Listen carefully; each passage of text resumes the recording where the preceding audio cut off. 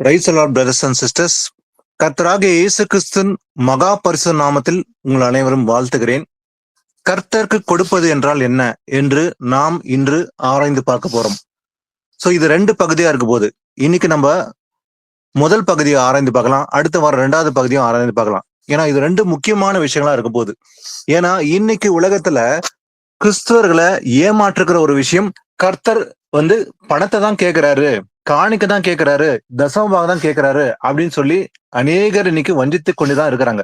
அறியாமனால அநேக கிறிஸ்தவர்கள் இத சிக்கிக்கொண்டு இன்னைக்கு தவிக்கிறாங்க. அவர்களை பயமுறுத்தி இன்னைக்கு காணிக்க தசமபாகம் சொல்லி ஏமாற்றி பணத்தை வாங்குற போதகர்கள் தான் நிறைந்து இருக்கிறாங்க. அதனால இந்த படிப்பினை கேட்கிற அத்தனை பேருக்கும் பிரயோஜனம் உள்ளதா இருக்க போகுது. வசனத்தின் நிமித்தமாக ஆராய்ந்து பார்க்கலாம். அதாவது கர்த்தர் என்னத்தை விரும்புகிறார், கர்த்தர் எதை கேட்கிறார், நாம் கர்த்தருக்கு என்ன கொடுக்க வேண்டும் என்று நாம ஒவ்வொன்றாக ஆராய்ந்து பார்க்க போறோம்.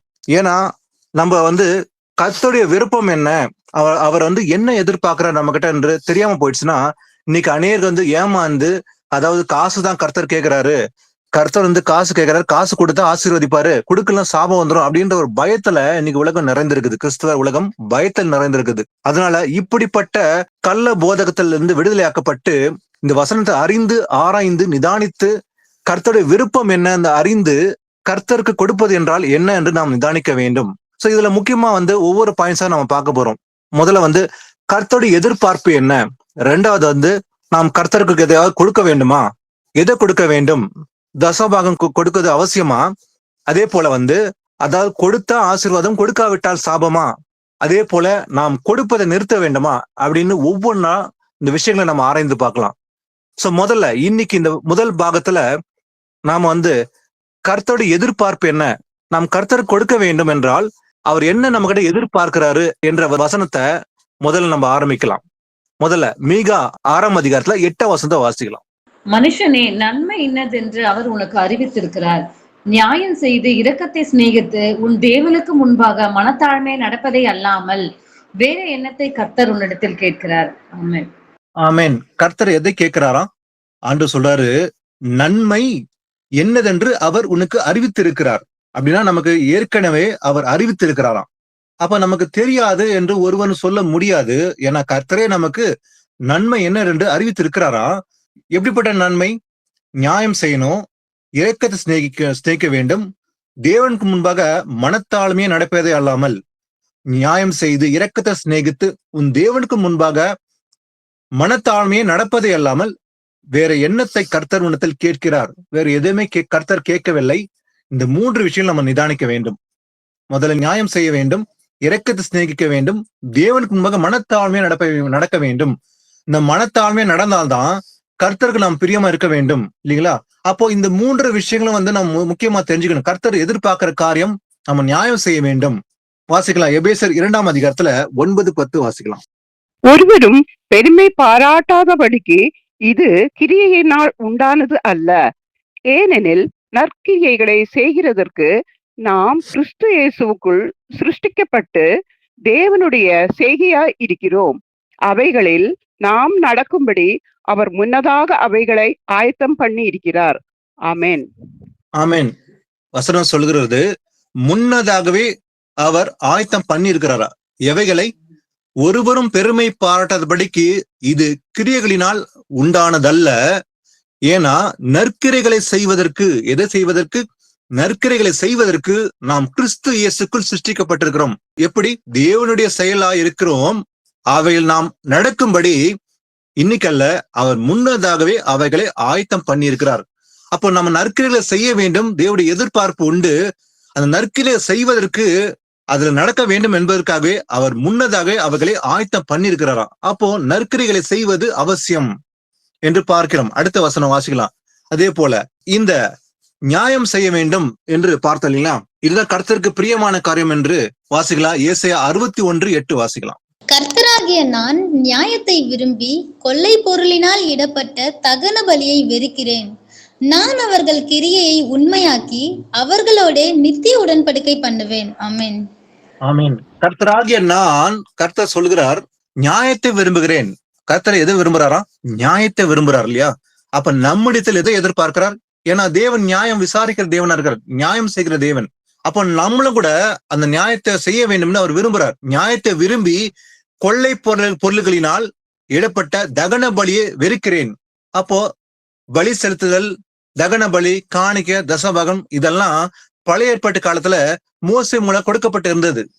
ஆனாலும் கூட கர்த்தர் சொல்கிறார், நான் அதை வெறுக்கிறேன். இப்படிப்பட்ட தகன பலியை வெறுக்கிறேன். எதை? கொள்ளை பொருள்களினால் இடப்பட்ட தகன பலி. ஏன்னா அவங்க அதை செஞ்சாங்க, இஸ்ரேல் மக்கள். அதை வெறுக்குன்னு கர்த்தரே சொல்லுகிறார். அப்போ நான் அவர்கள் கிரியைகளை உண்மையாக்கி அவரோட நித்திய உடன்படிக்கை பண்ணுவேன். அப்போ கர்த்தருடைய விருப்பம் என்னன்னு பாத்தீங்கன்னாக்கா, அன்னைக்கும் சரி இன்னைக்கும் சரி அவர் நியாயத்தை விரும்புகிற தேவனா இருக்கிறார். அப்போ நம்மிடத்தில் அந்த நியாயத்தை விரும்புகிறார். வாசிக்கலாம், நீதிமொழிகள் 21:3 வாசிக்கலாம். பலியிடுவதை பார்க்கிலும் நீதியும் நியாயமும் செய்வதே கர்த்தருக்கு பிரியம். ஆமென். எது கர்த்தருக்கு பிரியமா இருக்குதா? நல்ல தெளிவாக வசனம் சொல்லுகிறது, பலியிடுவதை பார்க்கிலும். அப்போ பழைய ஏற்பாட்டு காலத்துல பலி செலுத்தினார்கள். ஏன்னா ரத்தம் சிந்துதல் இல்லாமல் பாவ மன்னிப்பு இல்லை. அப்போ ஒரு ரத்தம் சிந்தப்பட்டாதான் பாவ மன்னிப்பு உண்டு என்று பழைய ஏற்பாட்டு காலத்துல பார்க்கிறோம் இல்லைங்களா? ஒரு ஆடோ மாடோ பலி செலுத்த வேண்டும். அந்த பலி செலுத்தினதான், அது கூட வருஷம் பலி செலுத்த வேண்டும். பாவங்களுக்காக நாமல்ல, ஆசாரன் பலி செலுத்துவான். ஆனா அதை விட கர்த்தர் சொல்றாரு, பலியிடுவதை பார்க்கிலும் நீதியும் நியாயமும் செய்வதே கர்த்தருக்கு பிரியம். அப்போ வருஷம் ஒரு மனுஷனுடைய பாவனுக்காக பலி செலுத்த வேண்டும். ஆனா அதை விட கர்த்தர் எதை எதிர்பார்க்கிறாங்க, எது பிரியமா இருக்கிற கர்த்தருக்கு? நீதியும் நியாயமும் செய்வதே.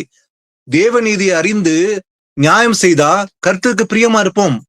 இது கர்த்தருக்கு பிரியம் என்று நாம் நிதானிக்கிறோம். அதே போல இந்த இரக்கம், இன்னைக்கு கர்த்தர் எதிர்பார்க்கிற காரியம், நாம் இரக்கம் உள்ளவர்களா இருக்க வேண்டும் இல்லைங்களா? இதுவும் கர்த்தருக்கு பிரியமானது. வாசிக்கலாம், மத்தேயு 5:7. இரக்கம் உள்ளவர்கள் பாக்கியவான்கள், அவர்கள் இரக்கம் பெறுவார்கள். ஆமென். ஆமீன். இரக்கம் உள்ளவர்கள் பாக்கியவான்கள். அப்ப யார் பிளெஸ்டா? Those are merciful. இரக்கம் உள்ளவர்கள் பாக்கியவான்களா இருப்பாங்க. ஏன்னா தேவன் இரக்கம் உள்ளவரா இருந்தார் இல்லையா? நம்ம மேல எவ்வளவு இரக்கம் உள்ளவரா இருந்தாரு. அதே போல நாமும் இரக்கம் உள்ளவர்களா இருக்க வேண்டும்.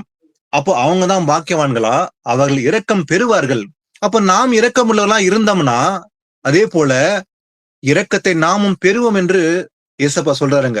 இரக்கம்னா என்ன?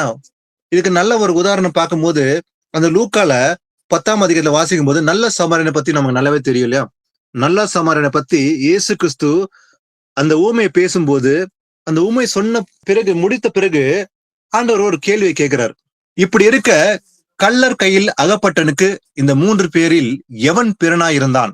உனக்கு எப்படி தோன்றுகிறது அப்படின்னு கேட்கும்போது அவன் நல்லாவே சொல்றான், அவனுக்கு இரக்கம் செய்தவனே இல்லைங்களா? அப்போது இயேசு அவனை நோக்கி, நீயும் போய் அந்தபடியே செய். அப்போ இரக்கம் செய்வது கர்த்தருக்கு பிரியமான காரியம். அப்போ நாமும் கூட இரக்கம் செய்ய வேண்டும். அது கிரியையினால் காண்பிக்க வேண்டும். ஆனா இரக்கம் என்றால் அது மாம்சம் தோன்ற உணர்ச்சினால் வருகிற காரியம் அல்ல, அல்லது எமோஷனால இல்ல எக்ஸைட்மெண்ட்னால ஒரு மாம்ச அன்பினால் வருகிற காரியம் அல்ல. அதர் கர்த்தருக்குள்ள இருக்கிற அந்த இரக்கம் நமக்குள்ள இருக்க வேண்டும். இயேசு கிறிஸ்து இந்த பூமியில இருக்கும்போது இரக்கம் உள்ளவரா இருந்தார் இல்லைங்களா? அவர் நன்மை செய்கிறார், சுட்டி திரிந்தார். அப்ப நாமும் கூட அதே போல இரக்கம் உள்ளவர்களா இருக்க வேண்டும் என்று தேவனும் விரும்புகிறார். வாசிக்கலாம், மத்தேயு 9:13. பலியை அல்ல இரக்கத்தையே விரும்புகிறேன் என்பதின் கருத்து இன்னதென்று போய் கற்றுக்கொள்ளுங்கள். நீதிமான்களை அல்ல பாவிகளையே மனம் திரும்புகிறதற்கு அழைக்க வந்தேன் என்றார். ஆமென். ஆமென். பாருங்க, ஏசப்பா சொல்றாரு, பலியை அல்ல இரக்கத்தையே விரும்புகிறேன் என்பதின் கருத்து என்னதென்று போய் கற்றுக்கொள்ளுங்கள் சொல்லி அவங்களை பார்த்து சொல்றாரு. ஏன்னா இந்த பரிசேயர்கள் ஏதாவது ஒரு குற்றத்தை கண்டுபிடிக்க வேண்டும் என்று விரும்புற அந்த காரியத்தை செய்து கொண்டிருந்தார்கள்.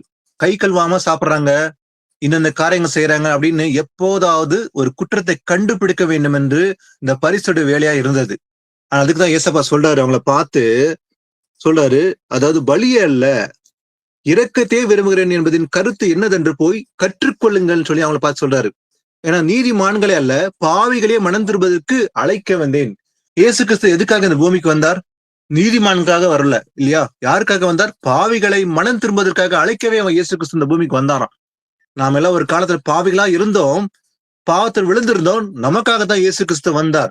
அப்போ பாவம் செய்த அத்தனை மனுஷர்களும் அந்த பாவத்தில் விடுதலையாக்கப்பட்டு தேவ நீதியை அடைந்து இந்த ரட்சிப்பை அடைய வேண்டும் என்பதே கர்த்தருடைய சித்தமா இருந்தது. அப்போ இரக்கத்தை விரும்புகிறேன். அப்ப கர்த்தர் எதை விரும்புறாரா? இரக்கத்தை விரும்புகிற தேவனா இருக்கிறார். அதை கற்றுக்கொள்ளுங்கன்னு சொல்லி அவங்களை பார்த்து சொல்றாரு. அப்போ நாமும் அந்த இரக்கத்தை கற்றுக்கொள்ள வேண்டும். வாசிக்கலாம், ஓசியா 6:6 வாசிக்கலாம். பலியை அல்ல இரக்கத்தையும் தகன பலிகளை பார்க்கிலும் தேவனை அறிகிற அறிவையும் விரும்புகிறேன். ஆமென். தேவன் எதை விரும்புறாரா? பலி அல்ல. இங்கேயும் பாத்தீங்கன்னா புதிய ஏற்பாட்டிலும் சரி பழைய ஏற்பாட்டிலும் சரி அவரு 2 இடத்துல ஒரே மாதிரி தான் பேசுறாரு இல்லைங்களா? அங்க இயேசு கிறிஸ்து பேசுனது எப்படி பேசினாரு? இரக்கத்தை விரும்ப என்று சொன்னார் இல்லையா? அப்ப பழைய ஏற்பாட்டு காலத்துல கூட தேவன் வந்து பலியை விரும்பல. பலி செலுத்தினார்கள், ஆனால் பலி அல்லன்னு இயேசப்பா அன்னைக்கா சொன்னாரு. பலி அல்ல இரக்கத்தையும் தகன பலியை பார்க்கிலும் தேவனை அறிகிற அறிவையும் விரும்புகிறேன். அப்போ இன்னைக்கு இயேசு கிறிஸ்து எதை விரும்புறாரா? தேவனை அறிகிற அறிவு இல்லையா?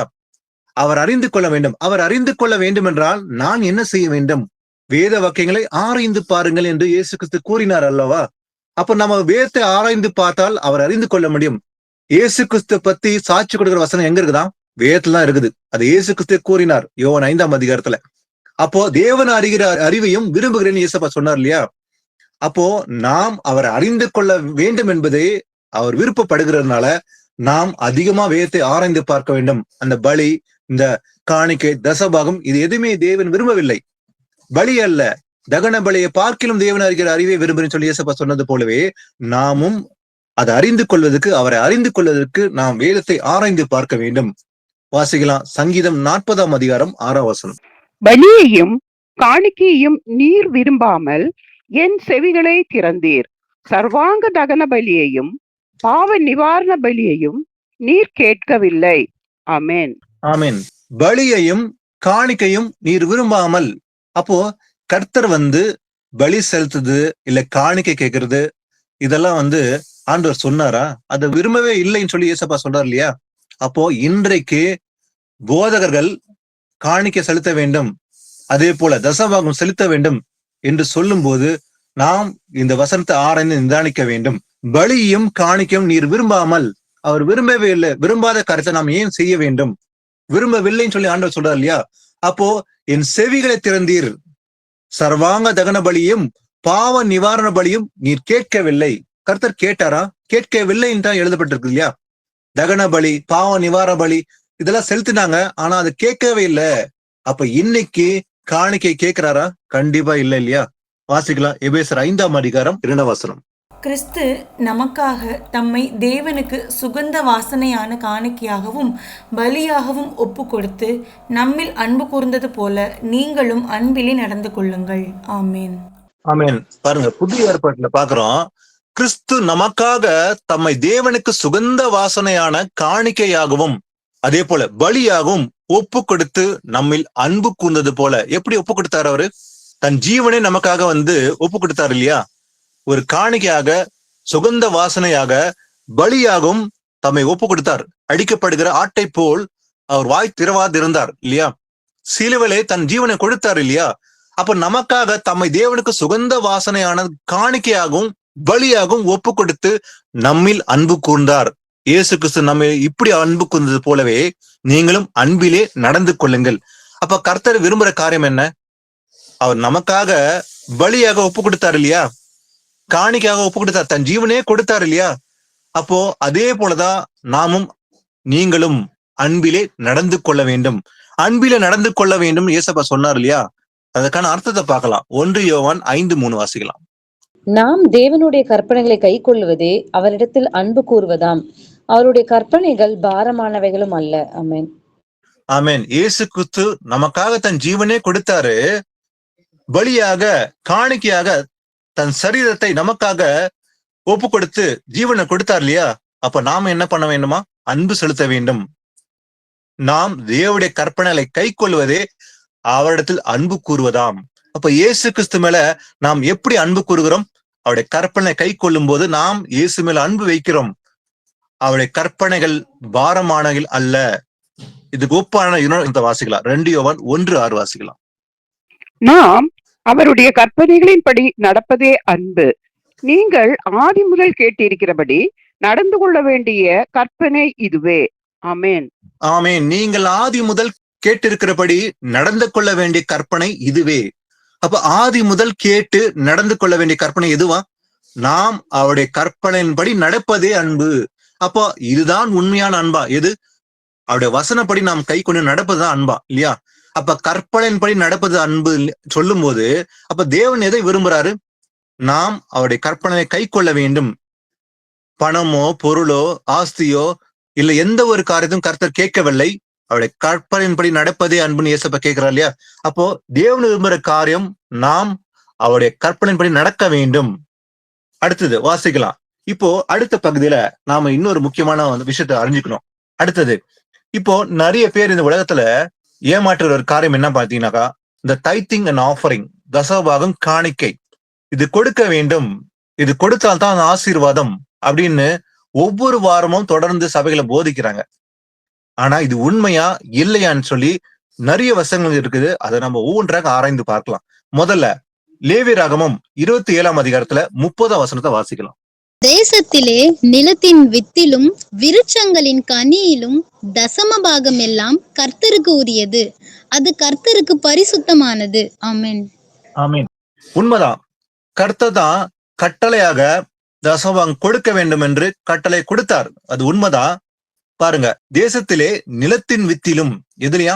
நிலத்தின் வித்திலும் விருட்சங்களின் கனியிலும், வித்து கனின்னு சொல்லி எழுதப்பட்டிருக்கு இல்லையா? அப்போ இந்த வித்திலும் கனியிலும் என்ன பண்ணுமா? தசபாகம் எல்லாம் கர்த்தருக்குரியது, அது கர்த்தருக்கு சொந்தமானது.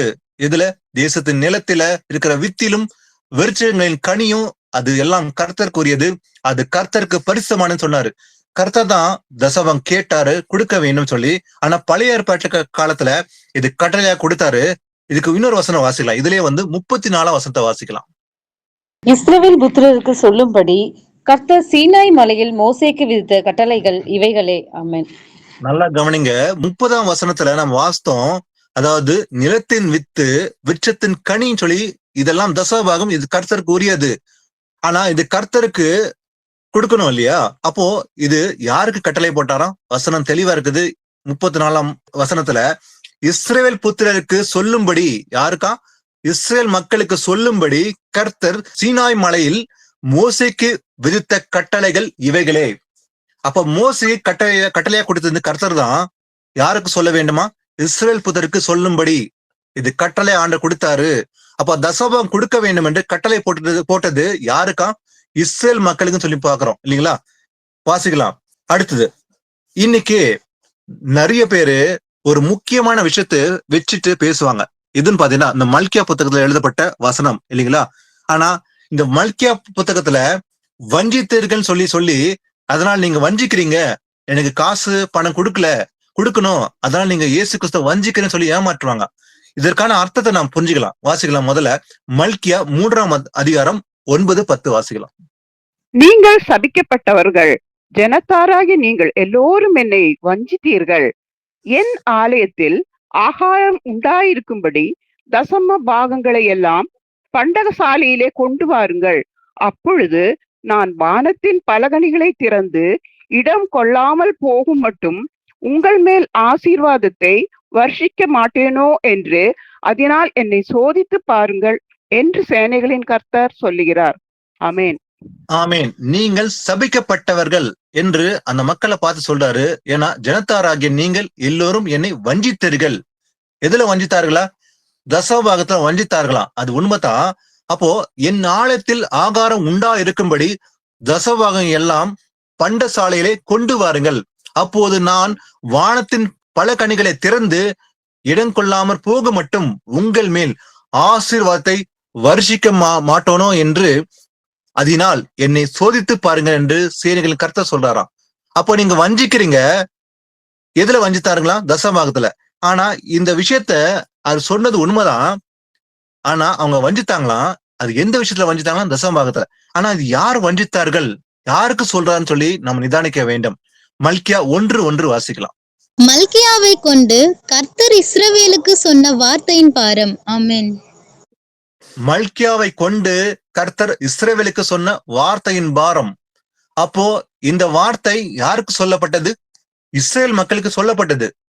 ஹோல் நேஷன் அப்படின்னா இது அந்த இஸ்ரேல் தேசம் தான் குறிப்பிடப்பட்டிருக்குது இல்லைங்களா? அப்ப மல்கியாவை கொண்டு கர்த்தர் இஸ்ரவேலுக்கு சொன்ன வார்த்தை தான் இது இல்லைங்களா?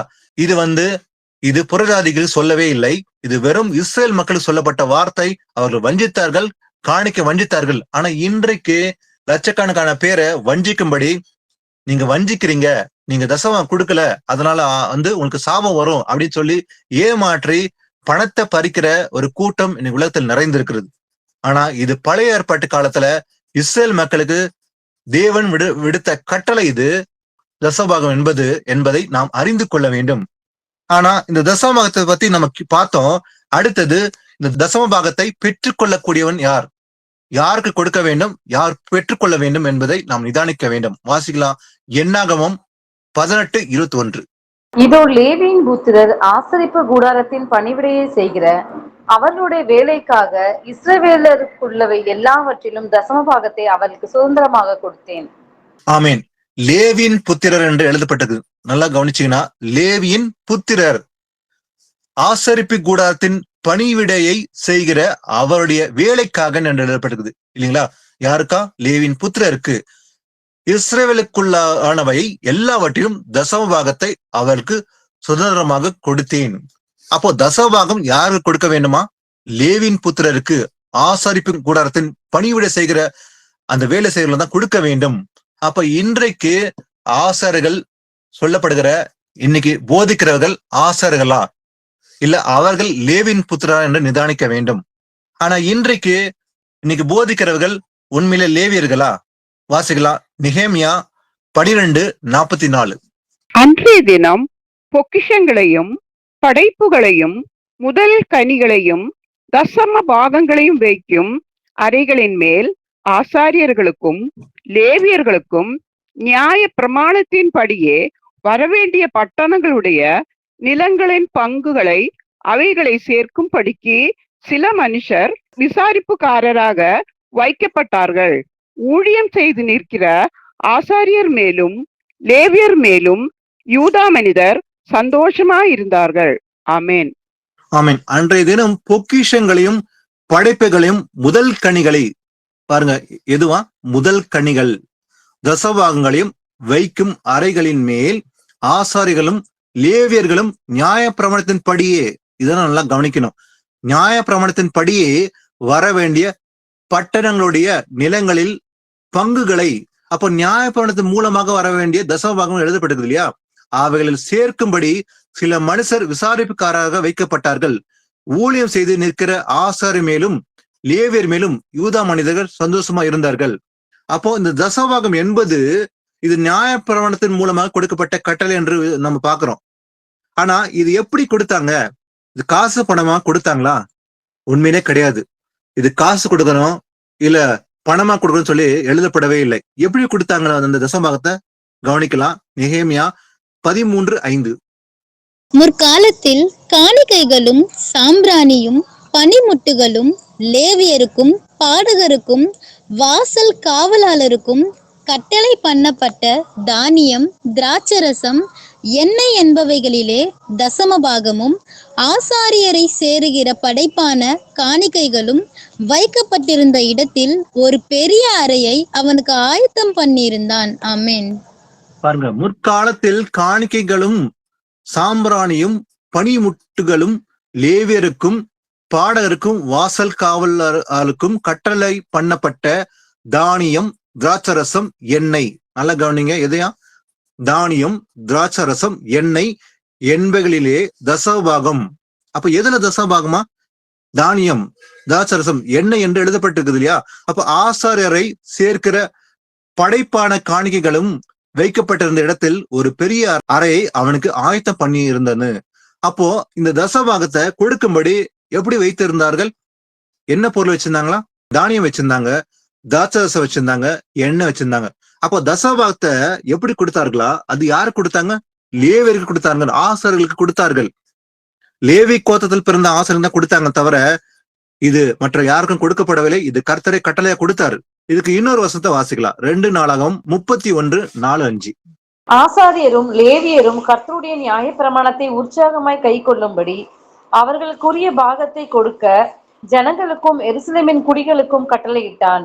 இந்த வார்த்தை பிரசித்தமான போது இஸ்ரவேல் புத்திரர் தானியத்திலும் திராட்சை ரசத்திலும் எண்ணெயிலும் தேனிலும் நிலத்தின் எல்லா மரத்திலும் முதற் பலன்களை திரளாக கொண்டு வந்து சகலத்திலும் தசமபாகத்தை பரிபூரணமாக கொடுத்தார்கள். ஆமென். பாருங்க, ஆசாரியரும் லேவியரும் என்று எழுதப்பட்டிருக்கு இல்லையா? அப்ப ஆசாரியர் லேவியர் கர்த்தருடைய நியாயப்பிரமாணத்தை உற்சாகமாக கை கொள்ளும்படி அவர்களுக்குரிய பாகத்தை கொடுக்க ஜனங்களுக்குள்ளும் எருசலேம் குடிகளுக்கும் கட்டளையிட்டான். அப்போ இது கட்டளை இருந்தது யாருக்கு கொடுக்கும்படி? ஆசாரியர் லேவியருக்கு கொடுக்கும்படி. அப்போ இந்த வார்த்தை பிரசித்தமான போது இஸ்ரவேல் புத்திரர் தானியத்திலும் திராட்சரசத்திலும் எண்ணெயிலும் தேனிலும் நிலத்தின் எல்லா வரத்திலும் முதல் பலன்களை திரளாய் கொண்டு வந்து சகலத்திலும் தசபாகத்தை பரிபூர்ணமாய் கொடுத்தார்கள். அப்போ இங்க பரிபூர்ணமாய் கொடுத்தது எதுன்னு பாத்தீங்கன்னாக்கா காசு பணமே கிடையாது. நல்ல வசனம் தெளிவா இருக்குது. எண்ணெய், தேன், நிலத்தின் எல்லா வரத்திலும் முதல் பலன்களை திரளாய் கொண்டு வந்து ஃபர்ஸ்ட் ஃப்ரூட்ஸ் சொல்லி எழுதப்பருக்கு இல்லையா? அப்போ விளைச்சல்ல முதல் பலனை கொண்டு வந்து செலுத்தினார்கள். எப்படி? பூர்ணமாய் பரிபூர்ணமாய் செலுத்தினார்கள். அப்போ இங்க பொருள்கள் மூலமா தான் கொடுத்தாங்க தவிர இங்க காசு பணமே கிடையாது. ஆனா இன்றைக்கு நாம தசமாக செலுத்த வேண்டும் என்று ஒருத்தர் சொன்னார்னாக்கா வாங்குறவரு அவர் உண்மையிலே லேவி கோத்திரத்தில் பிறந்தவரா அப்படின்னு கேள்வி கேட்க வேண்டும். அவர் ஒரு ஆசரனா, அவன் ஒரு ஆசரனா இருந்தானாக்கா அவன் லேவி கோத்திரத்தில் பிறந்தவரான்னு சொல்லி கேள்வி கேட்க வேண்டும். அப்போ தசம வாங்குறதுக்கு தகுதியானவன் லேவி கோத்திரத்தில் பிறந்தவன் ஒரு ஆசரனா இருக்க வேண்டும். நல்லா வசனத்தை வாஸ்தவம் இல்லையா? ஆனா இன்னைக்கு நாம எல்லாருமே ராஜரிக ஆசாரிய கூட்டமா இருக்கிறோம் இல்லைங்களா? புதிய ஏற்பாட்டிலே ஆண்டவர் என்ன சொல்றாரு வாசிக்கலாம். 1 பேதுரு 2ஆம் அதிகாரம் 5ஆம் வசனத்தை வாசிக்கலாம். ஜீவனுள்ள கற்களை போல ஆவிக்கேற்ற மாளிகையாகவும் இயேசு கிறிஸ்து மூலமாய் தேவனுக்கு பிரியமான ஆவிக்கேற்ற பலிகளை செலுத்தும்படிக்கு பரிசுத்த ஆசாரிய கூட்டமாகவும் கட்டப்பட்டு வருகிறீர்கள். ஆமேன். பாருங்க, நம்ம தெளிவா இருக்குது வசனம். நம்ம என்னவா இருக்கிறோமா? ஜீவனுள்ள கற்களை போல ஆவிக்கேற்ற மாளிகையாகவும் இருக்கிறோம் நம்ம எல்லாருமே இன்னைக்கு இல்லைங்களா? உண்மையிலே இயேசுவின் பிள்ளைகளா இருக்கிற நாம வசனத்தை கை கொண்டு நடக்கிற அத்தனை பேரும் கற்களை போல ஆவிக்கேற்ற மாளிகையாகும் இயேசு கிறிஸ்து மூலமாய் தேவனுக்கு பிரியமான ஆவிக்கேற்ற பலிகளை செலுத்தும்படிக்கு எப்படி இருக்கிறோமா? நாம பரிசுத்த ஆசாரிய கூட்டமாகவும் கட்டப்பட்டு வருகிறீர்கள். நம்ம எல்லாருமே ஆசாரியர்கள்னு சொல்லி ஆண்டவர் சொல்றாரு இன்னைக்கு இல்லையா? அப்ப எல்லாருமே நம்ம இன்னைக்கு எப்படி இருக்கணும்? ஹோலி பிரீஸ்ட்ஹுட்னு சொல்லி இருக்குது. இதுக்கு இன்னொரு வசனம் வாசிக்கலாம். இதுல 9ஆம் வசனத்தை வாசித்தீங்க. நீங்களோ உங்களை அந்தகாரத்தினின்று தம்முடைய ஆச்சரியமான ஒளியின் இடத்திற்கு வரவழைத்தவருடைய புண்ணியங்களை அறிவிக்கும்படிக்கு தெரிந்து கொள்ளப்பட்ட சந்ததியாயும் ராஜரீகமான ஆசாரிய கூட்டமாயும் பரிசுத்த ஜாதியாயும் அவருக்கு சொந்தமான ஜனமாயும் இருக்கிறீர்கள். ஆமென். நாம எப்படி இருக்கிறோமா? இன்னைக்கு உங்களை அந்தகாரத்தினின்று தம்முடைய ஆச்சரியமான ஒளியிடத்தில் வரவழைத்தவருடைய புண்ணியங்களை அறிவிக்கும்படி நம்ம எப்படி இருக்கிறோமா? தெரிந்து கொள்ளப்பட்ட சந்ததி, சூசன் ஜெனரேஷன். யாரு? நம்மளதான் ஆண்டவர் சொல்றாரு. அப்ப நாம ராஜரிக ஆசாரிய கூட்டமா இருக்கிறோம் இல்லைங்களா? Royal priesthood. அப்ப நம்ம எல்லாருமே இயேசு கிறிஸ்து முன்பாக ராஜரிக ஆசாரிய கூட்டம். ஒரு தனி மனிதன் இன்னைக்கு ஆசாரியன் கிடையாது. பழைய ஏற்பாட்டுல லேவி கோத்திரத்தில் பிறந்த ஒரு ஆசாரியன் மட்டும் தான் இருந்தான். ஆனா நம்ம எல்லாருமே இன்னைக்கு ராஜரிக ஆசாரிய கூட்டம், அதே போல பரிசுத்த ஜாதியாயும் அவருக்கு சொந்தமான ஜனமாயும் நாம எல்லாருமே இருக்கிறோமா? அப்போ இப்படி இருக்க ஒரு தனி மனிதன் நான் ஆசரன் என்று சொல்லுகிற காரியம் இன்னைக்கு கிடையாது இல்லையா? நான் தான் ஆசரன், எனக்கு தான் செலுத்த வேண்டும் அப்படின்னு சொல்லுகிற ஒவ்வொரு மனுஷனும் கேள்வி கேட்க வேண்டியது, நீ லேவி கோத்திரத்தில் பிறந்த ஆசரனா என்று கேள்வி கேட்க வேண்டும். இன்னைக்கு போதிக்கிறவர்கள் நான் ஆசரன், எனக்கு காணிக்க தசமம் கொடுக்க வேண்டும் என்று கேட்கிற அத்தனை பேரும் ஒரு கேள்வி கேட்க வேண்டும், நீ லேவி கோத்திரத்தில் பிறந்த ஆசரனா என்று கேள்வி கேட்க வேண்டும் இல்லைங்களா? அப்போ பாருங்க, இன்னைக்கு நம்ம எல்லாருமே ராஜரிக ஆசாரிய கூட்டமா இருக்கிறோம் இல்லையா? இதுக்கு நம்ம வெளிப்படத்துல ஒரு வசனம் வாசிக்கும் போது பாருங்க, இயேசு கிறிஸ்துடைய வருகைக்கு பின்பு அந்த 1000 வருட அரசாட்சியில நம்ம எப்படி இருக்க போறோமா? அதாவது ராஜரீக ஆசாரிய கூட்டம் போல இருக்குமோ இல்லைங்களா? அப்ப எங்கள் தேவனுக்கு முன்பாக எங்களை ராஜாக்களும் ஆசாரியர்களாமா ஆக்கினீர், நாங்கள் பூமியிலே அரசாளுவோம் என்று புது பாட்டை பாடினார்கள். இயேசு கிறிஸ்துவின் வருகைக்கு பின்பு இந்த பூமியில 1000 வருஷம் அரசாட்சி இருக்க போது அதில் நாமெல்லாம் எப்படி இருக்கிற போறோம்? ஆசாரியர்கள் போல இருக்கும். ராஜாக்களும் ஆசாரியர் போல இருப்போம். ராஜாக்களை போல நாம் அரசாள்வோம் என்று வேதம் வந்து முன்பாக நமக்கு தெளிவாக சொல்லப்பட்டிருக்குது இல்லையா? அடுத்தது பாத்தீங்கன்னாக்கா, இன்னைக்கு அநேகர் வந்து நான் போதிக்கிறேன், எனக்கு தசமா கொடுக்க வேண்டும், கொடுக்காவிட்டா சாபம், கொடுத்தால் ஆசீர்வாதம் சொல்றாங்க இல்லையா? ஆனா புதிய ஏற்பாட்டுல அதே போல ஒரு வசனத்தை வாசித்து பார்க்கலாம். எபிரேயர் 7ஆம் அதிகாரம் 5ஆம் வசனத்தை வாசிக்கலாம். லேவியின் புத்திரரில் ஆசாரியத்துவத்தை அடைகிறவர்களும் ஆபிரகாமின் அறையிலிருந்து வந்த தங்கள் சகோதரரான ஜனங்களின் கையிலே நியாய பிரமாணத்தின்படி தசமபாகம் வாங்குகிறதற்கு கட்டளை பெற்றிருக்கிறார்கள். ஆமீன். பாருங்க, நல்லா தெளிவா இருக்குது.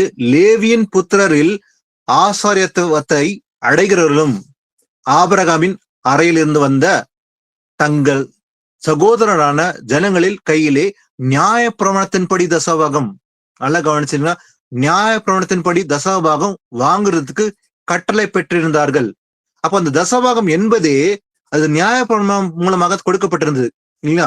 613 கற்பனைகள் எல்லாமே அது நியாய பிரமாணத்தின் மூலமாக, மோசே மூலமாக கொடுக்கப்பட்டிருந்தது இல்லைங்களா? தசமபாகம் நியாய பிரமாணத்தின் ஒரு பகுதியா இருக்குது. அப்போ இந்த நியாய பிரமாணத்தின்படி தசமபாகம் எழுதப்பட்டிருக்கிறதுனால இது யார் வாங்க வேண்டும்? லேவியின் புத்திரரில் ஒருவன் தான் வாங்க வேண்டும், ஆசிரியன் வாங்க வேண்டும். அப்ப இன்னைக்கு நம்ம நியாய பிரமாணத்துக்கு கீழே இல்ல, நம்ம கிருபைக்கு கீழே இருக்கிறோம். அதனால் நியாய பிரமாணத்துக்கு நம்ம நீங்களாகி நம்ம விடுதலையாக்கப்பட்டிருக்கிறோம் என்று நாம் நிதானிக்க வேண்டும். ஆனா நம்ம நியாய பிரமாணத்துக்கு கீழே இல்லாதனால நம்ம எது கீழே இருக்கிறோம்? இன்னைக்கு கிருபைக்கு கீழே இருக்கிறோம்னு சொல்லி பாக்குறோம். ஆனா இன்னைக்கு இயேசுவின் பிள்ளைகளா இருக்கிற நமக்கு நியாய பிரமாணம் கிடையாது. ஆனா இன்னைக்கு நியாய பிரமாணத்தை தான் கடைபிடிக்கிறதுக்கு இன்னைக்கு நல்லாவே அவங்க நிதானிக்கிறாங்க. வாசிக்கலாம். ரோமர் 10ஆம் அதிகாரத்துல 4ஆம் வசனம் வாசிக்கலாம். விசுவாசிக்கிற எவனுக்கும் நீதி உண்டாகும்படியாக கிறிஸ்து நியாயப்பிரமாணத்தின் முடிவாயிருக்கிறார். ஆமென். ஆமென். ஆனா இந்த நியாயப்பிரமாணம் கொடுக்கப்பட்டு இருந்தது மோசே மூலமாக. 613 கற்பனை கொடுக்கப்பட்டிருந்தது பழைய ஏற்பாட்டுல. ஆனால் கொடுக்கப்பட்டு இருந்ததும் கூட அவர்கள் அதை முழுவதுமாக கடைபிடிக்கவே இல்லை. ஆனா இயேசு கிறிஸ்து இந்த நியாயப்பிரமாணத்துக்கு ஒரு முடிவு வைத்தார். வசனம் சொல்லுகிறது, விசுவாசிக்கிற எவனுக்கும் நீதி உண்டாகும்படியாக கிறிஸ்து நியாயப்பிரமாணத்தின் முடிவா இருக்கிறார். அப்போ இந்த நியாயப்பிரமாணத்துக்கு முடிவா இருக்கிறது எது? கிறிஸ்து தான் நியாயப்பிரமாணத்துக்கு முடிவா இருந்தார் இல்லையா? எப்படி அவர் சிலுவையில் அறையப்பட்டு தன் ஜீவனை கொடுத்த பிறகு நியாயப்பிரமாணத்துக்கு முடிவு வந்தது. நாம் நியாயப்பிரமாணத்துக்கு கீழே இல்ல, நாம் எல்லோரும் கிருபைக்கு கீழே இருக்கிறோம் என்று நிதானிக்க வேண்டும். வாசிக்கலாம். அதே போல பாத்தீங்கன்னா ரோமர் 13:10 வாசிக்கலாம். அன்பானது பிறனுக்கு பொல்லாங்கு செய்யாது, ஆதலால் அன்பு நியாயப்பிரமாணத்தின் நிறைவேறுதலாய் இருக்கிறது. ஆமென். பாருங்க, இந்த நியாயப்பிரமாணம் நிறைவேறலா இருக்குது. அப்ப அந்த நியாயப்பிரமாணம் எது நிறைவேற்றுமா?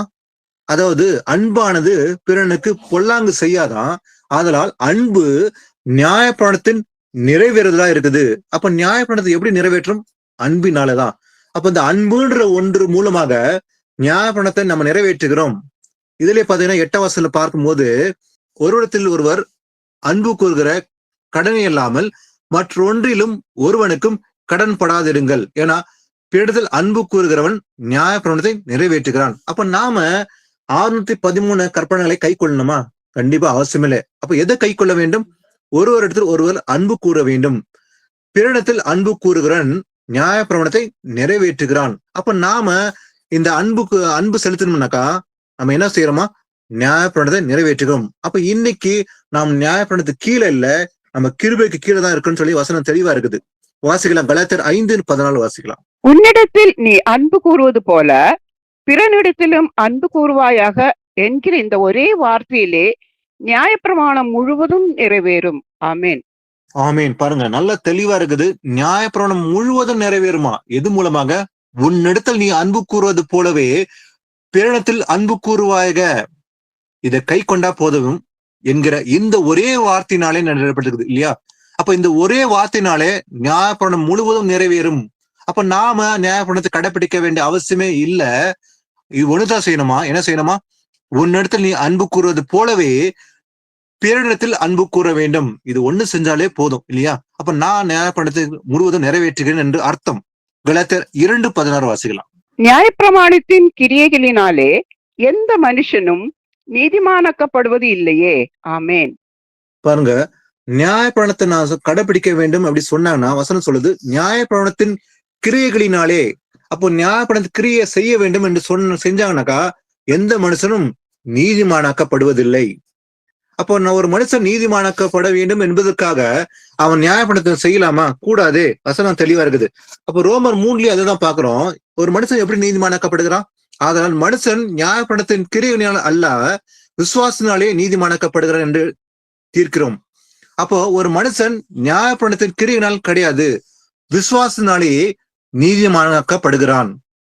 அப்போ நாம எல்லாருமே நியாயப்பிரமாணத்தின் மூலமாக நீதிமான் ஆகிறது இல்ல. விசுவாசனால நாம எல்லாரும் எப்படி இருக்கிறோமா? நீதிமாக்கப்பட்டிருக்கிறோம். அடுத்தது முக்கியமான விஷயம், இந்த நியாயப்பிரமாணம் எப்படி பத்தி ஒரு விஷயம் பாத்தீங்கன்னாக்கா, இது நுகத்தடின்னு சொல்லி எழுதப்பட்டிருக்குது இல்லைங்களா? இந்த நுகம் என்று சுமத்தினார்கள் சொல்லி அங்க பேதர் கூட ஒரு விஷயத்தை சொல்றாரு. வாசிக்கலாம். அப்போஸ்தலர் 15:9-10. விசுவாசத்தினாலே அவர்கள் இருதயங்களை அவர் சுத்தமாக்கி நமக்கும் அவர்களுக்கும் யாதொரு வித்தியாசமும் இராதபடி செய்தார். இப்படி இருக்க நம்முடைய பிதாக்களாலும் நம்மாலும் சுமக்க கூடாதிருந்த நுகத்தடியை சீஷர் கழுத்தின் மேல் சுமத்துவதினால் நீங்கள் தேவனை சோதிப்பானேன். ஆமென். பாருங்க, அவங்க தேவனை சோதித்தார்களா அப்படின்ட்டு பேதுரு அவங்களை பாட்டு பேசும்போது எதுக்காக பாத்தீங்கன்னாக்கா, அவர் எருசலேமுக்கு வந்து சபையாராலும் அப்போஸ்தலராலும் மூப்பராலும் ஏற்றுக்கொள்ளப்பட்ட போது தேவன் தங்களை கொண்டு செய்திகளெல்லாம் அறிவித்தார்கள். அப்போ என்ன பண்றான், அந்த பரிசை என்ன பண்றான், பரிசேய சபைத்தாரில் விசுவாசிகளை சிலர் எழுந்து அவர்களை விருத்த சேதனம் பண்ணுகிறதும் மோசேயின் நியாயப்பணத்தை கை கொள்ளும்படி அவர்களுக்கு கற்பிக்கிறதும் அவசியம் சொல்லி சொன்னாங்க.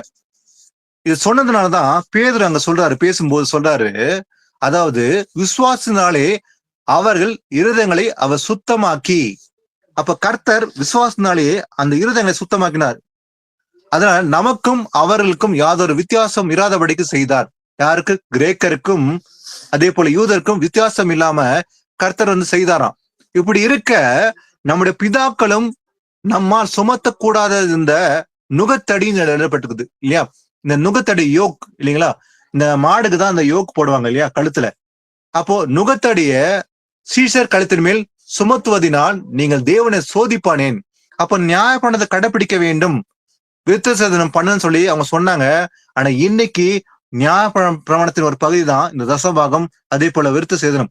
அப்போ ஒரு மனுஷன் இன்னைக்கு நியாயப்பிரமாணத்தை கடைபிடிக்க வேண்டும் அப்படி இல்லைனாக்கா சாபம் வர சொல்றவங்க அதுல ஒரு விஷயம் அறிஞ்சுக்கணும் இல்லைங்களா? தசபாகம் கொடுக்க வேண்டும் என்று சொல்கிறவர்கள் அவங்க நியாயப்பிரமாணத்தின்படி நடக்கிறாங்களா? அவங்க விருத்த சேதனம் பண்ணி இருக்கிறாங்களா? அவங்க ஆசிரியர்களா? லேவிக்குலத்துல பிறந்த ஆசிரியர் சொல்லி கேள்வி கேட்க வேண்டும். ஏன்னா இத பேது சொல்லும்போது சொல்றாரு, நுகத்தடியே நீங்க சீஷர் கழுத்தின் மேல் சுமத்துவதினால் நீங்க தேவனை சோதிப்பானேன். நீங்க தேவனை சோதிக்கிறீங்க. எதனால? சீஷர் கழுத்தின் மேல நுகத்தடி சுமத்துறீங்க அப்படி சொல்றாரு. ஆனா இந்த நுகத்தடியை பத்தி நம்ம இன்னொரு வசனத்தை வாசிக்க முடியும். வாசிக்கலாம். ஏசப்பா சொல்றத லூக்கா 11:46. அதற்கு அவர், நியாய சாஸ்திரிகளே, உங்களுக்கு ஐயோ, சுமக்க அரிதான சுமைகளை மனுஷர் மேல் சுமத்துகிறீர்கள். நீங்களும் உங்கள் விரல்களில் ஒன்றினாலும் அந்த சுமைகளை தொடவும் மாட்டீர்கள். ஆமென். இயேசு கிறிஸ்து நேரடியாக அவங்களை பார்த்து சொல்றாரு, நியாய சாஸ்திரிகளை பார்த்து உங்களுக்கு ஐயோ, ஏன்னா சுமக்க அரிதான சுமைகளை மனுஷர் மேல் சுமத்துகிறீர்கள், ஆனா நீங்களோ உங்கள் விரல்களினால் ஒன்றினாலும் அந்த சுமைகளை தொட மாட்டீர்கள். அவங்க மேல நீங்க சுமத்துறீங்க இப்படிப்பட்ட சுமைகளை, ஆனா நீங்க உங்க விரல்ல தொடுறதே இல்லை. ஆனா அவங்க என்ன செஞ்சாங்க? சுமைகளை புறதாரி கூட விருத்த சேதனம் பண்ண வேண்டும் அப்படின்னு ஒரு சுமை வச்சாங்க. அதான் முந்தின வசனம் வாஸ்தவம் இல்லைங்களா? நுகத்தடி தேவனை வஞ்சித்தார்கள் அப்படின்னு சொல்லி பார்த்தோம். அடுத்தது இந்த சுவிசேஷம் என்பதே இலவசம் சொல்லி பாக்குறோம் இல்லையா? இது காசு கொடுத்து விலை கொடுத்து வாங்க முடியாது. ஆனா இன்னைக்கு விலை கொடுத்து வாங்கும்படி சுவிசேஷம் விற்கிறாங்க இன்னைக்கு இல்லைங்களா? காசு கொடுங்க, அப்பதான் வந்து நாங்க உங்களுக்கு அறிவிப்போம். ஒரு சில இடங்களை பாத்தீங்கன்னா பைபிள் ஸ்டடின்னு எடுக்கிறாங்களாம் சில சபையில. அந்த பைபிள் ஸ்டடி அட்டென்ட் பண்றதுக்கு இவ்வளவு கட்ட வேண்டும், ஒரு 1000 ரூபாய் கட்டுங்க, இந்த ஒரு மாசம் இருக்கும் பைபிள் ஸ்டடி. ஆனா சுவிசேஷம் இலவசம், அது ஒருவரும் விற்கவும் கூடாது அப்படின்னு வசனம் இருக்குது. வாசிக்கலாம். மத்தேயு 10:8.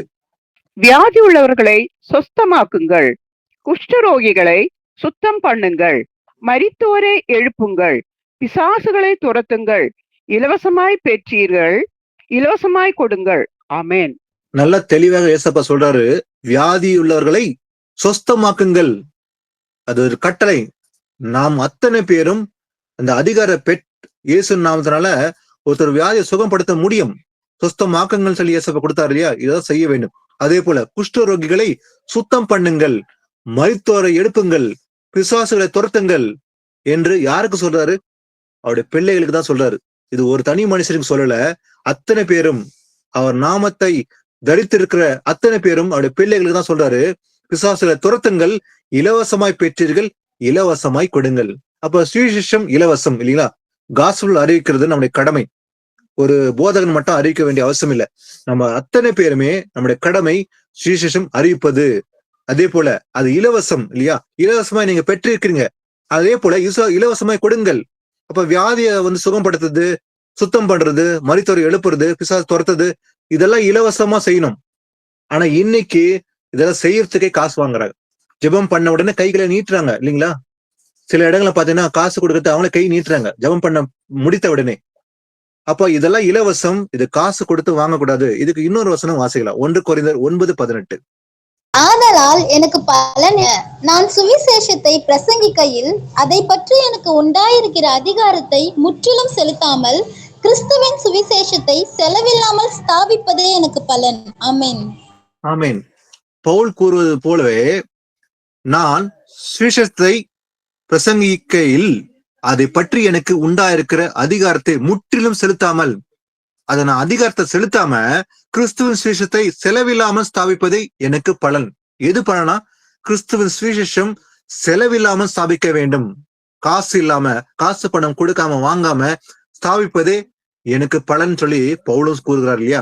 அப்ப இன்னைக்கு காசு பணத்துக்காக சுவிசேஷத்தை விற்கிறாங்கன்னு சொல்லி நம்ம நல்லாவே புரிஞ்சுக்க முடியும். ஆனா இந்த ரட்சிப்பு கூட இலவசம் இல்லையா? ரட்சிப்பு கூட இலவசம். வாசிக்கலாம். எபேசியர் 2:8-9. கிருபையினாலே விசுவாசத்தை கொண்டு ரட்சிக்கப்பட்டீர்கள். இது உங்களால் உண்டானதல்ல, இது தேவனுடைய ஈவு. ஒருவரும் பெருமை பாராட்டாதபடிக்கு இது கிரியைகளினால் உண்டானதல்ல. ஆமேன். இது தேவனுடைய ஈவு.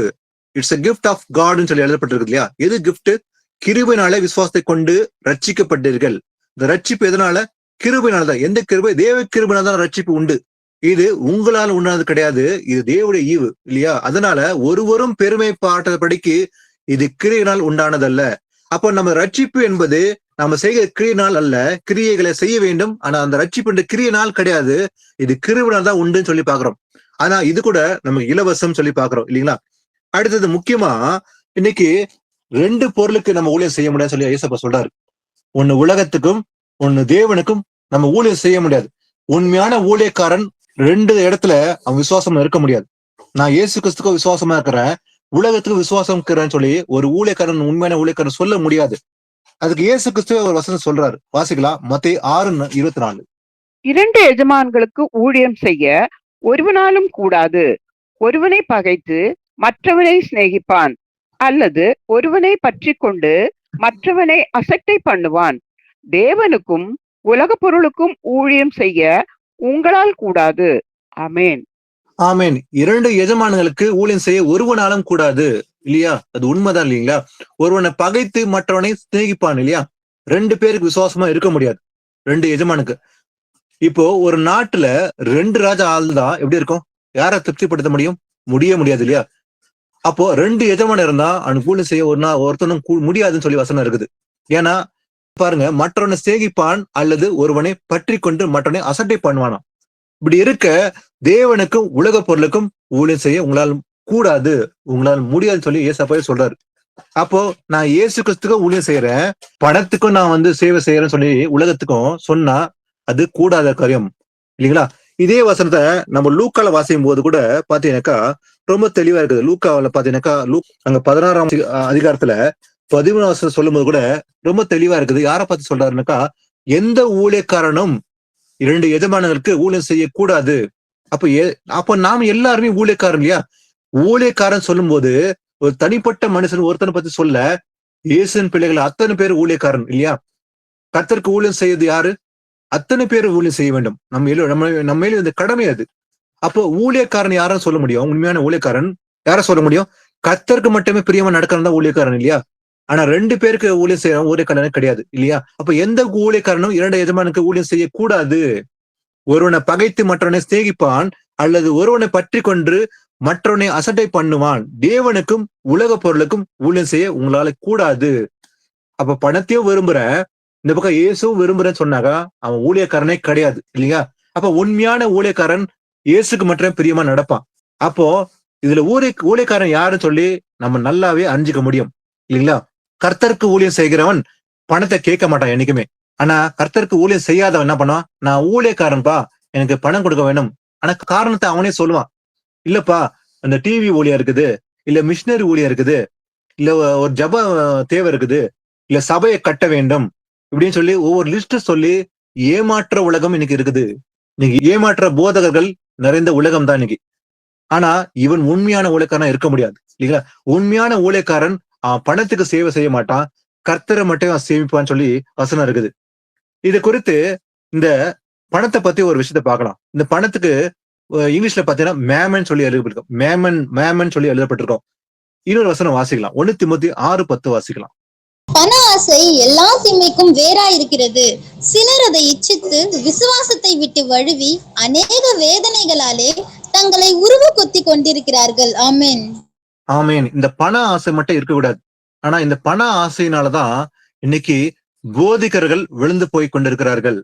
நான் கர்த்தருக்கு ஊழியம் செய்யணும்னு சொல்றாங்க, ஆனா ஒரு பக்கம் பண ஆசை உள்ள வந்துடுது. ஆனா இந்த 7 சபைகள்ல வெளிப்படுத்த விஷயம் எழுதப்பட்ட அந்த 7 சபையில இன்னைக்கு பண ஆசை உள்ள சபை தான் இந்த லவோதிக்க சபை இல்லைங்களா? இன்னைக்கு இருக்கிற அந்த சபை எந்த சபையில பணம் முக்கியமா வைத்திருக்காங்களோ அது லவோதிக்க சபை. அந்த சபையை ஆண்டவர் எச்சரிக்கிறார் இல்லைங்களா? அந்த பண ஆசை எல்லா தீமைக்கும் வேறா இருக்கிறது. அப்போ தப்பு செய்யறதுக்கு அந்த வேறா இருக்கிறது இந்த பண ஆசை. இந்த பண ஆசை இருக்கக்கூடாது. அப்போ சிலர் அதை இச்சித்து விசுவாசத்தை விட்டு வழுவி, சில பேர் அதை இச்சித்தனால விசுவாசத்தை விட்டு விழுந்து போகிறார்கள். வழுவி அநேக வேதனைகளாலே தங்களை உருவ குத்தி கொண்டிருக்கிறார்கள். இந்த பண ஆசை எல்லாத்துக்கும் ஒரு காரணமா இருக்க போகுது இல்லைங்களா? பண ஆசை இருக்கக்கூடாது. ஆனா இன்னைக்கு பணம் வேண்டும் சொல்லிதான் இன்னைக்கு கர்த்தருடைய நாமத்தை கொண்டு இன்னைக்கு பணம் சம்பாதிக்கிற அநேக கூட்டமே இருக்குது. பணம் கொடுத்தாதான் ஆசீர்வாதம், இது கர்த்தரே சொன்னா சொல்லி பொய் சொல்றாங்க சில பேர். இதற்காகவே ஒரு கூட்டம் இருக்குது இல்லைங்களா? நீங்க பணம் அனுப்புங்க, நான் ஜெபிக்கிறோம், உங்க நன்மை உண்டாகும். அதுக்காக ஒரு ஸ்கீம்ஸை கூட வைப்பாங்க. ஒரு ஸ்கீம் பிளெஸிங் ஸ்கீம்ஸ் சொல்லுவாங்க, இல்ல ஃபேமிலி ஸ்கீம் அப்படின்னு வச்சிருக்க. மாசத்துக்கு இவ்வளவு கட்டுங்க, வருஷத்துக்கு இவ்வளவு கட்டுங்க, இது கர்த்தர் கொடுத்தது, அதனால நீங்க கர்த்தர் கொடுத்தீங்கன்னா கர்த்தர் உங்க குடும்பத்தை ஆசீர்வதிப்பாரு அப்படின்னு பொய் சொல்லி பணம் பறிக்கிற ஒரு கூட்டம் நிறைந்த உலகமா இருக்குது. ஆனா கர்த்தர் இதை கேட்கவே இல்லை. நம்ம ஆரம்பத்துல வாசித்தோம் இல்லைங்களா? கர்த்தர் எதை கேட்கிறார்? கீழ்ப்படியில் தான் கேட்கிறார் இல்லையா? பணம் அல்ல. பணம் ஒருபோதும் கர்த்தர் கேட்க மாட்டார். ஏன்னா வானமே சிங்காசனம், பூமி எனக்கு பாதப்படி, வெள்ளியும் பொண்ணும் என்னுடைய ஏசப்பா சொல்றாரு இல்லையா? அப்ப இப்படி இருக்க கர்த்தர் பணத்தை கேட்பாரா? கண்டிப்பா ஒருபோதும் கர்த்தர் பணத்தை கேட்கவே இல்லை. ஆனா கர்த்தர் கேட்கிறான்னு சொல்லி இன்னைக்கு ஏமாற்ற உலகம் நிறைந்தா இருக்குது. வாசிக்கலாம். அப்போஸ்தலன் பவுல் அவர் ஒரு சாட்சி கூறுகிறார் இல்லைங்களா? இன்னைக்கு அப்போஸ்தலன் பவுல் கூட ஒரு நல்ல ஊழியக்காரனா இருந்தான். ஆனா அவன் ஊழியம் செய்யும் போது யார்கிட்டயா பணம் வாங்கினானா நம்ம நிதானிக்கலாம். 2 தெசலோனிக்கர் 3:7-8. இன்ன விதமாய் எங்களை பின்பற்ற வேண்டும் என்று நீங்கள் அறிந்திருக்கிறீர்களே. நாங்கள் உங்களுக்குள்ளே ஒழுங்கற்று நடவாமலும் ஒருவனிடத்திலும் இலவசமாய் சாப்பிடாமலும் உங்களில் ஒருவனுக்கும் பாரமாய் இராதபடிக்கு இரவும் பகலும் பிரயாசத்தோடும் வருத்தத்தோடும் வேலை செய்து சாப்பிட்டோம். ஆமென். பாருங்க, பவுல் கூறுவது பாருங்க நல்லா. இன்ன விதமாய் எங்களை பின்பற்ற வேண்டும் என்று நீங்கள் அறிந்திருக்கிறீர்கள், நாங்கள் உங்களுக்குள்ளே ஒழுங்கற்று நடவாமல். பவுல் சாட்சி சொல்றாரு இல்லையா? ஒழுங்கற்றெல்லாம் நாங்க நடக்கவே இல்லை உங்களுக்குள்ள சொல்லிட்டு சொல்றாரு. ஒருவனிடத்திலும் இலவசமாய் சாப்பிடாம, என்ன சொல்றாரு பவுல்? ஒருத்தங்கிட்ட கூட நான் ஃப்ரீயா சாப்பிடவே இல்லை, சாப்பிடாமலும் உங்களுக்கு ஒருவனுக்கும் பாரமா இராதபடிக்கு நான் என்ன செய்யறேன்? இரவும் பகலும் பிரயாசத்தோடும் வருத்தத்தோடும் வேலை செய்து சாப்பிட்டோம். பவுல் நல்லா தெளிவா சாட்சி கொடுக்கிறார். நான் ஒருத்தருக்கும் பாரமா இல்லாம இரவும் பகலும் என்ன பண்ற? பிரயாசப்பட்டு வருத்தத்தோடும் வேலை செய்து சாப்பிட்டோம். அப்போ பவுல் ஒரு நல்ல ஒரு பெரிய அப்போஸ்தலனா ஊழியக்காரனா இருந்தான். ஆனா எப்படி சொல்றான்? நான் ஒருத்தருக்கும் பாரமா இல்லாம, யார்கிட்டையும் காசு வாங்காம, பணம் வாங்காம நான் என்ன பண்றேன்? பிரயாசப்பட்டு வருத்தத்தோட வேலை செய்து சாப்பிட்டோம்னு சொல்லி சாட்சி கொடுக்குறான்.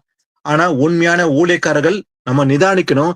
இன்னைக்கு அவங்க காசு வாங்குறாங்களா இல்ல காசு வாங்காம ஊழியம் செய்யறான்னு சொல்லி நிதானிக்கணும்.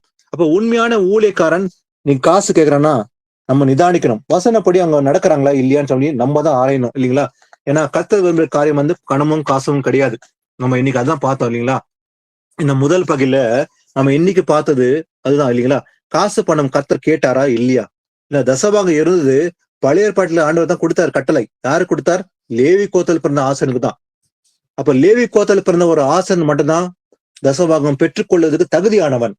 அது கூட காசு பணமா இல்ல, எண்ணெய் கனிகள் என்று பார்த்தோம். நிலத்தின் விச்சத்தின் கனிகள் எண்ணெய் இல்லையா? இப்படிதான் கொடுத்தாங்க, எல்லாம் பொருளா கொடுத்தாங்க, தவிர அவங்க யாருமே காசு பணம் கொடுக்கவே இல்லை. ஆனா வாங்குறவன் லேவி கோத்திரத்துல பிறந்த ஒரு ஆசிரியர் மட்டும் தான் வாங்க வேண்டும் கர்த்தரை கட்டளை கொடுத்தார். அப்ப அப்படிப்பட்டவனுக்கு தான் கொடுக்க வேண்டும். அந்த காலத்துல அது இஸ்ரேல் மக்கள் கொடுக்கப்பட்ட கட்டளை இருந்தது. புதிய ஏற்பட்ட கட்டளை இருக்கிற நாம இன்னைக்கு கிறிஸ்தவர்கள் என்ற பெயர் பெற்ற நாம் எப்படிப்பட்டலாம் இருக்கிறோம்? நம்ம லேவி கோத்துல பிறந்த ஆசிரியர் இல்ல, அதே போல நாம் புறஜாதி கிறிஸ்தவரா இருக்கிறோம். அதனால நாம அந்த நியாயப்படத்துக்கு கீழே இல்ல, நம்ம கிருபைக்கு கீழே பட்டு இருக்கிறோம். அப்ப தேவன் விரும்புற காரியம் என்ன?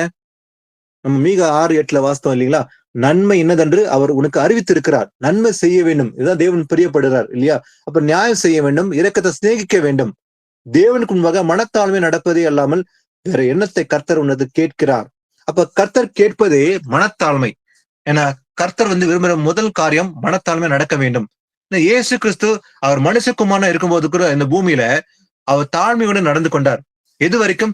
சிலுவையில் மரண பரியும் அவர் தம்மை தாழ்த்தி நடந்து கொண்டார் இல்லையா? அப்ப இயேசு கிறிஸ்து தேவாதி தேவனே, அந்த கர்த்தாதி கர்த்தனே பரலோகத்தில் இறங்கி இந்த பூமியில மனுஷகுமாரனாக தம்மை முழுவதாக தாழ்த்தும் போது நாம் தாழ்த்தக்கூடாதா என்று நிதானிக்க வேண்டும். ஆனா இன்னைக்கு இயேசு கிறிஸ்து கேட்பது பணமும் பொருள் அல்ல. அப்ப இன்னைக்கு நம்ம பார்த்த விஷயங்களை நம்ம முதல் பகுதியில பார்த்தோம். பணமை கேட்கல, அவர் கீழ்ப்படுதல் தான் விரும்புறாரு. நியாயத்தை விசாரிக்க வேண்டும், இரக்கத்தை சிநேகிக்க வேண்டும், மனத்தாழ்மை நடந்து கொள்ள வேண்டும். அப்போ இன்னும் முக்கியமான விஷயத்த பார்த்தோம் இல்லைங்களா? இந்த 2வது பகுதியில அடுத்த வாரம் இன்னும் முக்கியமான பகுதியா இருக்க போகுது. அதாவது நாம் கர்த்தர் கொடுக்க வேண்டுமா வேண்டாமா? ஆனா உண்மையிலே கர்த்தர் கொடுப்பது நல்லதுதான். ஆனா எங்க கொடுக்க வேண்டும், யாருக்கு கொடுக்க வேண்டும், எப்போது என்று நாம் நிதானிக்க வேண்டும். அது முக்கியமான விஷயமா இருக்க போகுது. அதே போல கர்த்தர் கொடுப்பதை நாம் தொடர்ந்து செய்ய வேண்டுமா செய்யக்கூடாதா என்று ஒவ்வொரு காரியத்தை நிதானிக்கலாம். ஏன்னா இயேசு கிறிஸ்து வருகையின் போது ஒரு முக்கியமான விஷயத்தை ஆண்டவர் நியாய தீர்ப்பு நாள்ல ஒரு கேள்வி கேட்பார். அத அடுத்த வாரம் நம்ம நிதானிக்கலாம். ஏன்னா அந்த கேள்வி கேட்கும்போது நாம் எந்த பக்கம் நிக்கிறோம், வலது பக்கமா இடது பக்கமா என்று நம்ம நிதானிக்க வேண்டும். சோ இன்னைக்கு ஏசப்பா இந்த முதல் பாகத்துல கர்த்தர் கொடுப்பது என்றால் என்ன என்று நிதானித்தோம். இந்த 2வது பகுதியை அடுத்த வாரம் நம்ம நிதானிக்கலாம், ஒரு முக்கியமான பகுதியை. ஏசப்பாக்கு நன்றி. ஆமீன். ஒரு ஜெபத்தோட இந்த பைபிள் ஸ்டடி முடிக்கலாம். ஆமீன். சர்வ வல்லமுடைய தேவனாகி கர்த்தாவே ஏசப்பா, உமக்கு நன்றி செலுத்துகிறேன், உம்மை போற்றுகிறேன், உம்மை வணங்குகிறேன். கர்த்தாவே, நீ நல்லவர், கிருபை நிறைந்தவர், மாறாதவர், இரக்கமுள்ள தகப்பனை, மன துருக்கம் உடையவரை உம்மை போற்றி வணங்கும். கர்த்தாவே, இந்த நாள் நன்றி செலுத்த தாழ்த்துகிறேன். அப்பா ஏசப்பா, இந்த 1 மணி நேரம் அப்பா வேதத்தில் மறைந்திருக்க அந்த ரகசியங்களை ஆராய்ந்து அது அறிந்து அதை கை கொள்ள வேண்டும் என்பதற்காகவே அதை வெளிப்படுத்துகிறபடியால் உமக்கே புகழ்ச்சி நன்றி செலுத்துகிறேன். கர்த்தாவே ஏசப்பா, ஒவ்வொரு நாளும் இந்த வேதத்தில் மறைந்திருக்க ரகசியங்களை அறிந்து அதன்படி கை கொள்ள வேண்டும் என்பதற்காகவே நீர் எல்லா விஷயங்களும் அப்பா வெளிப்படுத்தபடியால் உங்க நன்றி ஏசப்பா.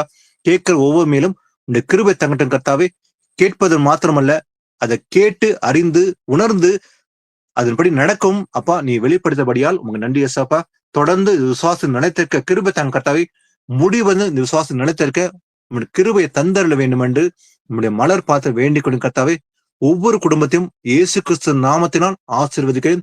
அப்பா தொடர்ந்து அப்பா கனி கொடுக்கும்படி ஒவ்வொருத்தையும் பயன்படுத்தும். கர்த்தாவே ஏசப்பா, இதோ ஆண்டவரே, இதோ எதை விரும்புகிறேன் என்று அதை அறிந்து கொள்ளும்படி கிருபை தந்தீர். கர்த்தாவே, உண்மை அறிகிற அந்த அறிவில வளரும்படி அப்பா ஒவ்வொருத்தையும் தொட வேண்டும் என்று இயேசு கிறிஸ்து நாமத்தினால் ஒவ்வொரு சகோதர சகோதரிகளையும் ஆசீர்வதிக்கிறேன். தொடர்ந்து உண்மை அறிகிற அறிவில வளர்ந்து கனி கொடுக்கும்படி அப்பா நீர் ஆசீர்வதிக்க வேண்டும் என்று வேண்டிக் கொள்ளும். கர்த்தாவே, உடைய தயவு, உடைய கிருபை, உடைய சமாதானம் ஒவ்வொரு குடும்பத்தின் தங்கத்தின் கர்த்தாவே ஏசப்பா, இந்த வருகை மிக சமயமாய் இருப்பதால் அப்பா ஆண்டவரே, அதிகமாய் அப்பா வேதத்தை அறிந்து ஆராய்ந்துபடி அறிவது மாத்திரமல்ல, அதை மற்றவர்கள் சொல்லும்படி அப்பா நீ பயன்படுத்த வேண்டும் என்று வேண்டிக் கொள்கிறதாவே ஏசப்பா. நாங்கள் பெற்றுக்கொண்ட ரட்சிப்பு மற்றவர்களுக்கும் அறிவிக்கும்படி அப்பா முடிந்த அளவு சுவிசேஷத்துக்காக பிரயாசப்பட்டு அப்பா நிலைத்திருக்கும்படி உங்களுடைய கிருபை தந்து ஆசீர்வதிக்க வேண்டும் என்று வேண்டிக் கொள்கிறதாவே. துதியும் கனமும் மகிமையெல்லாம் ஒருவருக்கு மாத்திரமே செலுத்துகிறேன். வல்லமையுள்ள இயேசு கிறிஸ்து நாமத்தில் ஜெபிக்கின்றேன். ஆமீன். Praise the Lord, brothers and sisters.